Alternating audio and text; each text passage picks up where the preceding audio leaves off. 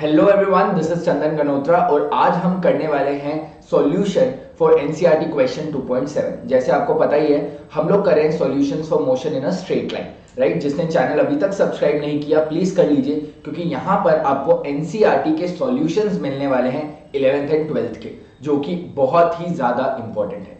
चलिए guys, 7th question क्या पूछ रहा है? Read the statements below carefully and state whether, with the reasons and examples, is it true or false. Right? A particle is in one dimensional motion. तो one dimensional motion की ही यहाँ पर बात की जा रही है। पहला क्वेश्चन, पहला आपसे क्या पूछ रहा है? With zero speed at an instant may have non-zero acceleration at that instant. बताओ, अगर एक पार्टिकल का जीरो वो है, लाइक स्पीड जीरो है, तो मतलब उसका एक्सेलरेशन भी वो होना चाहिए, मतलब the acceleration with zero speed at instant may have non-zero acceleration at that instant. बताओ क्या ये ट्रू है कि नहीं? Actually this is true and why?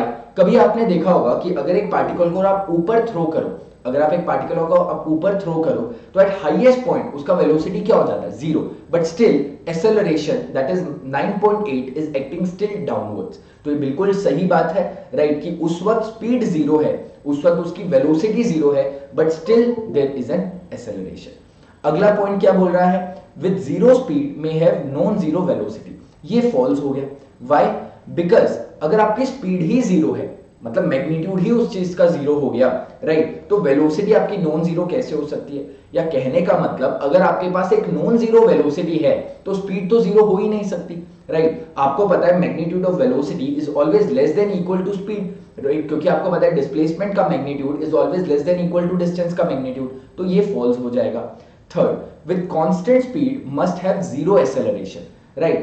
Constant speed must have zero acceleration. अब देखो यहाँ पर 1D की बात की जा रही है, तो मतलब डायरेक्शन तो क्या है? डायरेक्शन तो सेम ही है, वन डायमेंशन की बात की जा रही है।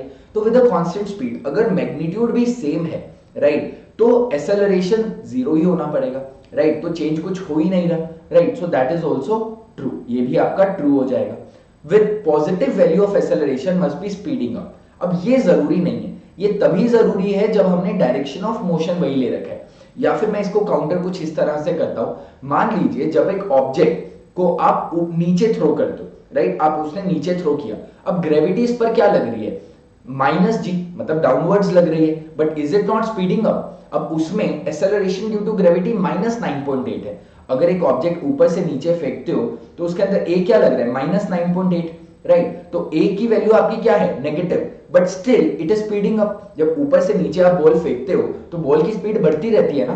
कहने का मतलब, जब बॉल आपके पास यहाँ पर है, यहाँ पर आप उसकी स्पीड नोट करो, लास्ट में स्पीड नोट करो, लास्ट की स्पीड ज्यादा ही होगी। तो सीधा सा मतलब है कि this is not a true statement. ठीक है गाइस, तो I hope you like the solution. जिन जिन बच्चों ने अभी तक चैनल को सब्सक्राइब नहीं किया, do consider to subscribe to this channel, क्योंकि यहाँ पर, right, this is one of the most important channel जहां पर आपको एनसीईआरटी के स्टेप बाय स्टेप सॉल्यूशंस कराए जा रहे हैं हर सवाल के। ठीक है guys, that's it, thank you.